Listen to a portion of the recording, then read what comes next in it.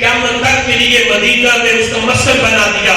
اور حضرت صدیق اکبر نے جو خدمت کی میرے محبوب نے قیامت تک کے لیے مزار میں اپنا رفیق بنا کے بدلہ عطا فرما دیا. سبحان اللہ سبحان اللہ.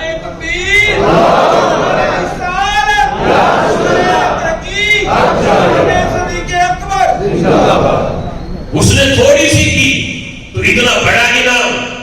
آج ہمیں سال میں ایک بار زندگی میں ایک بار موقع مل جائے وہاں جانے کا ہم کہتے ہیں خوش قسمتی ہے.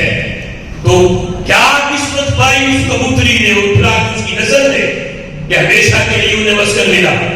اور حضرت صدیق اکبر رضی اللہ تعالیٰ عنہ وہ ہے کہ ان کی خدمت کا بدلہ یہ تھا کہ وہ ہجرت میں رفیق سفر تھے. میرے محبوب نے انہیں رفیق مزار بھی بنا لیا.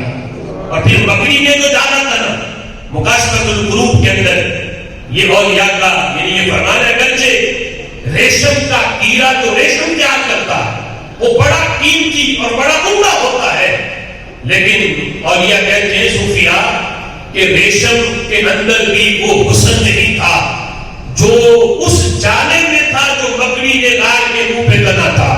نبی پاک علیہ الصلوۃ والسلام کی حفاظت کے لیے جو اس نے اپنا کردار ادا کیا ریشم کے اندر بھی وہ حسن نہیں, ریشم کے اندر بھی وہ خوبصورتی نہیں تھی جو اس بکری کے جالے میں تھی.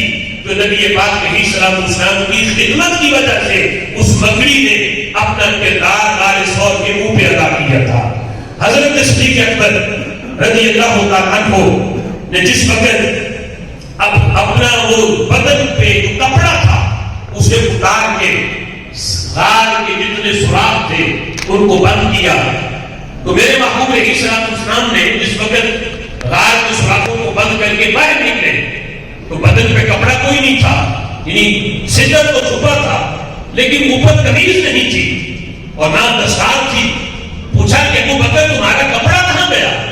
عرض کرتے ہیں محبوب غار میں جتنے سوراخ تھے یہ سوچ کر کہ ان کے اندر کوئی موذی جانور نہ بیٹھا ہو میں نے سارے بند کر دیے ہیں اور اپنے کپڑے کے ٹکڑے کر کے ان سوراخوں کو بند کر دیا ہے. میرے محبوب نے خوش ہو کے حضرت صدیق اکبر کو یہ دعا دی.